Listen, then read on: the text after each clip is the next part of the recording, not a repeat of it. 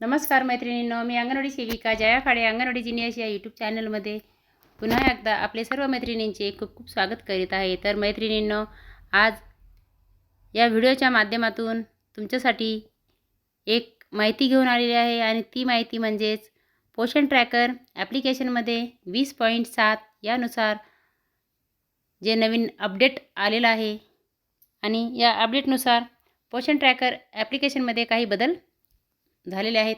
त्यातलाच एक बदल लाभार्थी लसीकरण एक रजिस्टर आलेले आहे आणि याविषयी आज माहिती आपण या व्हिडिओच्या माध्यमातून बघणार आहोत। तर त्यासाठी आपण या अगोदर जे लसीकरण भरलेले आहे बाळाचे ते कसे भरलेले आहे आणि कशा प्रकारे तुम्हाला मी एक लाभार्थी घेऊन ती माहिती दाखवत आहे।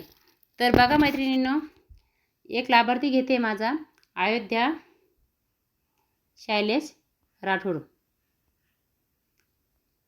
या 3 डॉटला क्लिक केले की इकडे बघा लसीकरण तपशील जोडा, याला क्लिक केले की हे बघा मी या बाळाचं लसीकरण 2 लस झालेले असल्यामुळे मी या बाळाच्या भरलेले असल्यामुळे इथं गिवन आणि त्याची तारीख आलेली आहे आणि इकडे खाली बाकीच्या लस झालेल्या नाहीत राहिलेल्या असल्यामुळे त्या अपकमिंग दाखवत आहे, म्हणजे त्या अजून बाकी आहेत।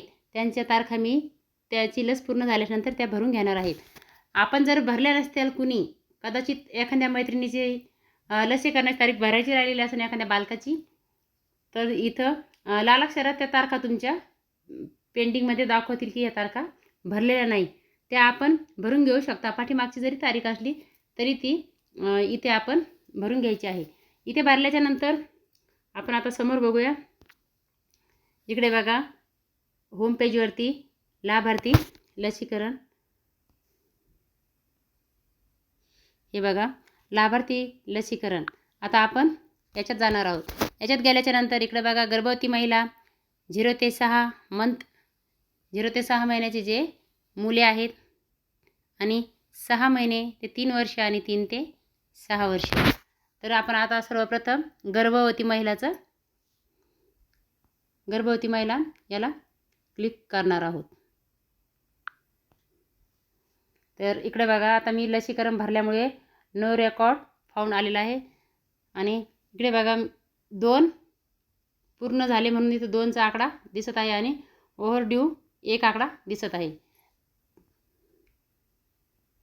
या 2ला आपण आता क्लिक करणार आहोत।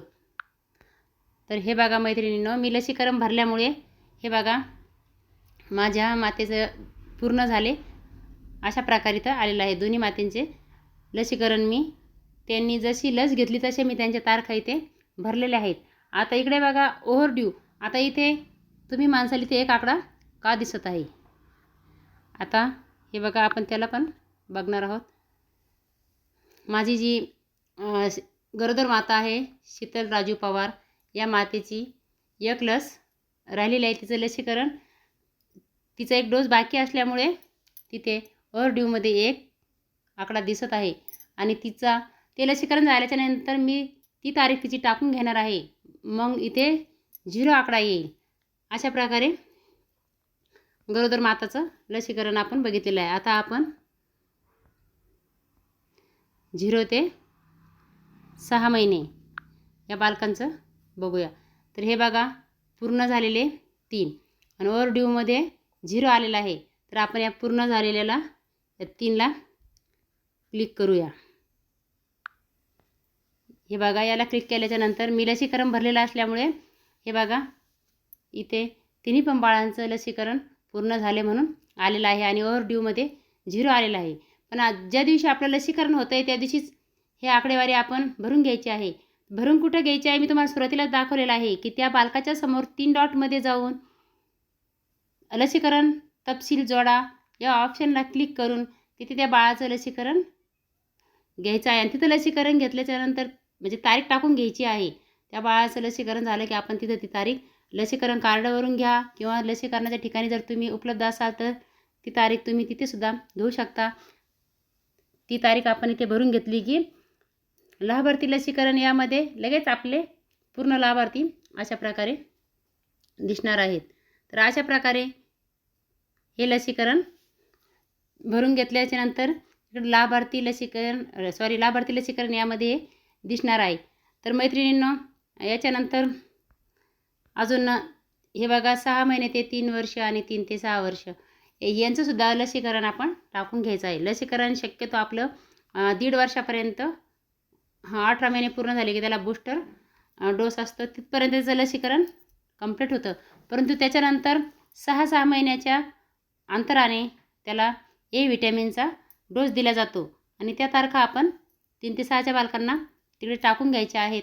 कुठे टाकून घ्यायचे आहे तर त्या बालकाच्या समोर जे नावासमोर 3 डॉट आहे त्याला क्लिक करून लाभार्थी तपशील जोडामध्ये जायचं, त्याला क्लिक करून इथे ह्या तारखा भरून घ्यायच्या आहे आणि ते तुम्हाला मग इकडे क्लिक केल्याच्यानंतर ते आकडे इकडे दिसणार आहे. तर अशा प्रकारे ही माहिती तिकडे आपण भरून घेतलेली आहे की लाभार्थी लसीकरणमध्ये इकडे ही माहिती आपली दिसणार आहे. परंतु ही माहिती कुठं भरायची आहे तर बेनिफिशरीमध्ये जाऊन लाभार्थ्याला क्लिक करून लाभार्थ्याच्या समोर 3 डॉटला क्लिक करून लसीकरण तपशील जोडा याला क्लिक करायचं आहे आणि तिथे या बाळाच्या जी लस घेतली त्या लसीच्या तारखा त्याच्यासमोर टाकायच्या आहे आणि त्या तारखा तिकडं फॉर्म सबमिट केला की त्या लाभार्थी लसीकरणमध्ये आपल्याला दिसणार आहेत. तर धन्यवाद मैत्रिणींनो. व्हिडिओ आवडला असेल तर नक्कीच शेअर करा.